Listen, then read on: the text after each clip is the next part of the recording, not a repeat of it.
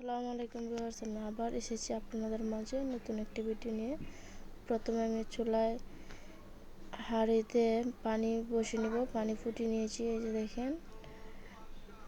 কক্সবাজারের শুটকি তো গরম পানি দিয়ে ধুয়ে নিতে হয় ফুটন্ত পানিতে, তাহলে লবণাক্ত ভাবটাও সরে যায় আর শুটকির মধ্যে যে ময়লাগুলো থাকে সেগুলো সরে যায়, শুটকি ভালোভাবে পরিষ্কার হয়ে যায়। এই যে দেখেন, আমি আগে থেকেই শুটকিগুলোকে চাইজ করে নিয়েছি। শুটকিতে গরম পানি দিয়ে দিলাম। গরম পানি দিয়ে আমি ভালোভাবে এটাকে ধুয়ে নিব। এটি হলো কোরাল মাছের শুটকি, কক্সবাজার থেকে আনা। এটাকে দেখেন, এখন আমি ঠান্ডা পানি দিয়ে ধুয়ে নিচ্ছি।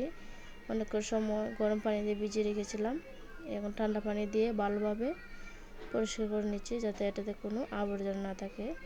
এখন আমি চুলায় একটি লোহারি বসিয়ে নিয়েছি।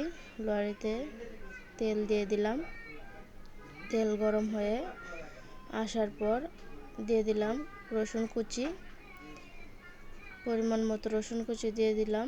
তারপর দিয়ে দেব পরিমাণ মতো পেঁয়াজ কুচি। শুটকির মধ্যে পেঁয়াজ আর রসুনের পরিমাণটা বেশি দিলে শুটকির তরকারি স্বাদ হয়। দেখেন, আমি শুটকির তরকারির ভিতরে পেঁয়াজ দিয়ে দিচ্ছি, পেঁয়াজ কুচি। বাগারের জন্য প্রথমে পেঁয়াজ কুচি আর রসুন কুচি দিয়ে দিতে হয়। পেঁয়াজ কুচি আর রসুন কুচি দেওয়ার পর আমি এটাকে ভালোভাবে নেড়ে নেব। এটাকে ভালোভাবে নাড়ব যাতে পুড়ে না যায়, এভাবে নাড় দিতে হয় তেলের মধ্যে, যেহেতু এটা ছোটো ছোটো কুচি করা, আগুনে পুড়ে যাবে যদি নাড়া না দেওয়া হয়। দেখেন ভিউয়ার্স, আপনারা যারা আমার চ্যানেলে নতুন তারা আমার পেজটিকে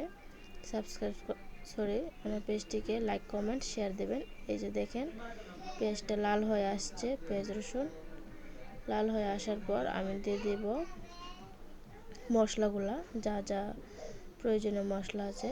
প্রথমে আমি একটু পেঁয়াজ বাটা দিয়ে দেব, পরিমাণ মতো পেঁয়াজ বাটা। তারপর পরিমাণ মতো দিয়ে দেব হলুদ বাটা, পরিমাণ মতো দিয়ে দেব জিরা বাটা, পরিমাণ মতো দিয়ে দেব মরিচ বাটা দিয়ে আমি নেড়ে নেব। না নাড়া দিলে পুড়ে যাবে। আর চুলার আগুনটা একটু লো করে দিয়েছি, এই সময় না হয় পুড়ে যাবে। দেখেন, পরিমাণ মতো লবণ দিয়েছি। এখন যাতে মশলাগুলো না পুড়ে যায়, কম করে পানি দিয়ে দিচ্ছি। এই পানির ভিতরে মশলাটাও বোনা হয়ে যাবে। মশলা বোনা হওয়ার পর দিয়ে দিলাম কাঁচামরিচ। তারপর আমি সবজিগুলো দিয়ে দেব। প্রথমে দিয়ে দেব শিমের সাথে আলু দিয়েছি, শিম কুচি। তারপর শিম আর আলু দেওয়ার পর আমি এটাকে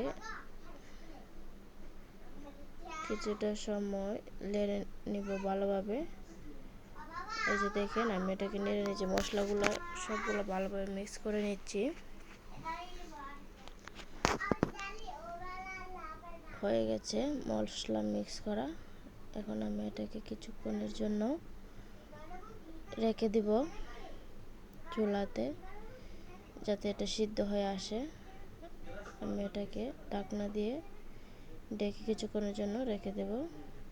এই যে দেখেন, আমি এসে গেছি, আবার ফিরে আসলাম। এই যে দেখেন, আমার তরকারিটা কিন্তু যে সবজিগুলো দিয়েছি এগুলো সিদ্ধ হয়ে আসছে হালকা, একবার পুরোপুরি সিদ্ধ হয় না, বাকিটা সিদ্ধ হবে রান্নার পরে। এখন আমি শুটকিটা দিয়ে দেব। দেখেন, কোরাল মাছের শুটকি, এগুলো কক্সবাজার থেকে আনা হয়েছে। এখন আমি কোরাল মাছের শুটকি দেওয়ার পর এটাকে ভালোভাবে নেড়ে কষিয়ে নেব। শুটকির তরকারি, যারা শুটকি পছন্দকারী তারা অবশ্যই এটা দেখে ভালো লাগবে। যে দেখেন, আমি তারপর দিয়ে দিচ্ছি পানি পরিমাণ মতো। সবজি আর শুটকি যাতে একসাথে সিদ্ধ হয়ে যায়, সেই পরিমাণ অনুযায়ী আমি পানি দিয়ে দিব।